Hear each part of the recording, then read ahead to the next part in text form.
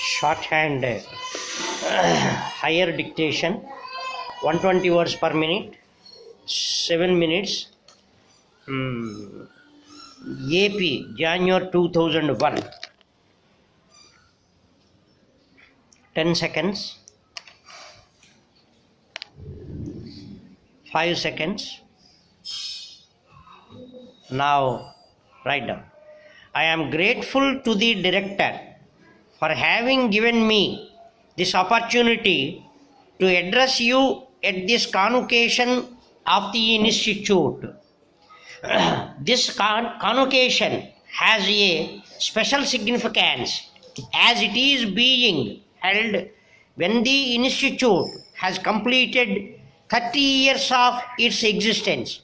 It has in this period become a center of excellence and has made a very significant contribution in changing the management practices in India.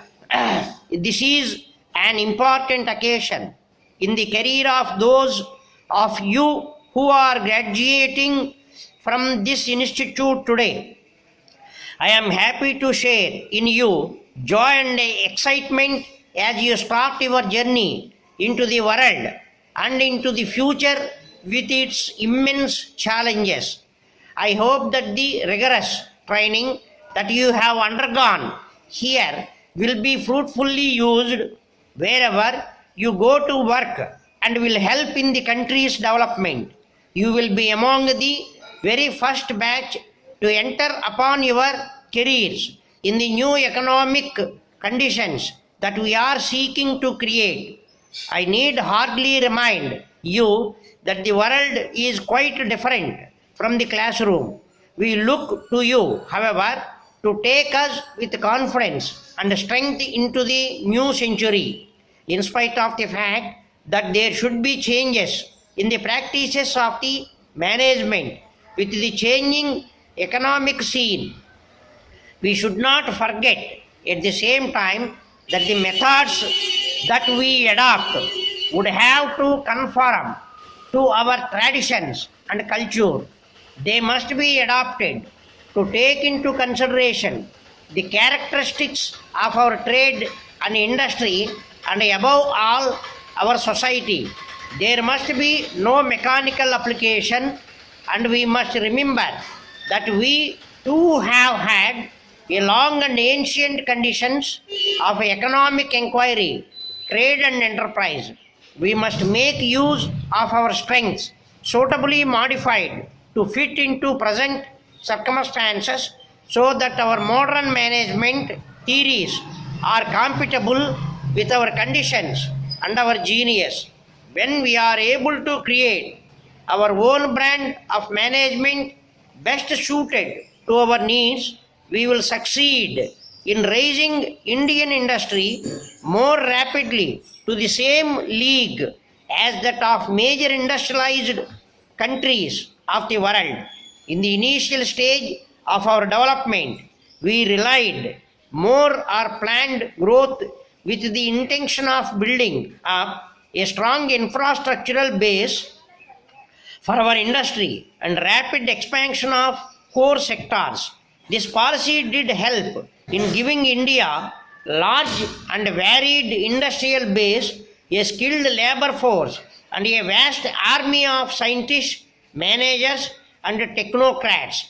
But our institutions, which were built to solve problems, became problems in themselves, and this is the development which has taken place over a period of years.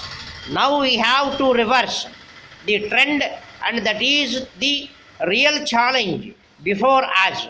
Let me say clearly that our objectives remain as they were when we set out to build an independent India.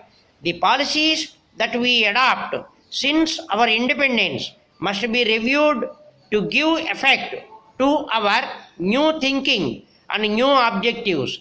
In this regard, within a short time, we have removed controls on economic activity and opened up our economy substantially.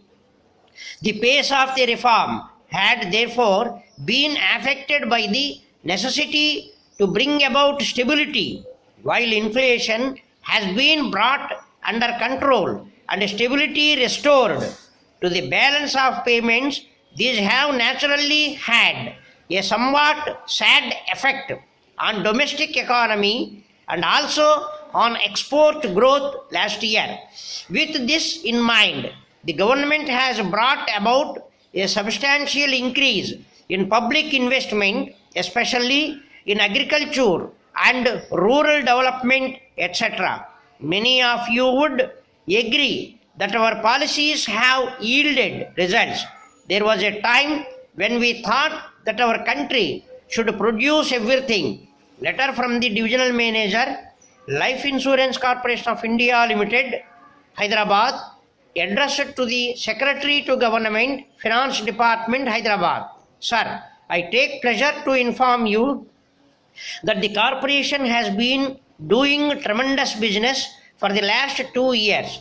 The profits for the current year have a twofold rise when compared to the previous year, while at the same time the sales witnessed a rise of 50%. This high performance prompted us to look for a number of new schemes which will be introduced in the second half of the next year. The tragedy that struck in one of the states of the country is immense, and the loss suffered cannot be compensated at any cost. No doubt, assistance in various forms is being received not only from every part of the country but of the globe. Still, the amount is not enough to provide relief to the victims. Every small contribution from anybody will be welcome in this hour of our crisis. I am very glad to mention in this context that the employees of the corporation too are moved and have extended their helping hand by donating a day's salary to the Chief Minister's Relief Fund. I would like to present the check to the Chief Minister on behalf of the employees. I request that a suitable time and date may please be indicated for the presentation of the check. Yours faithfully,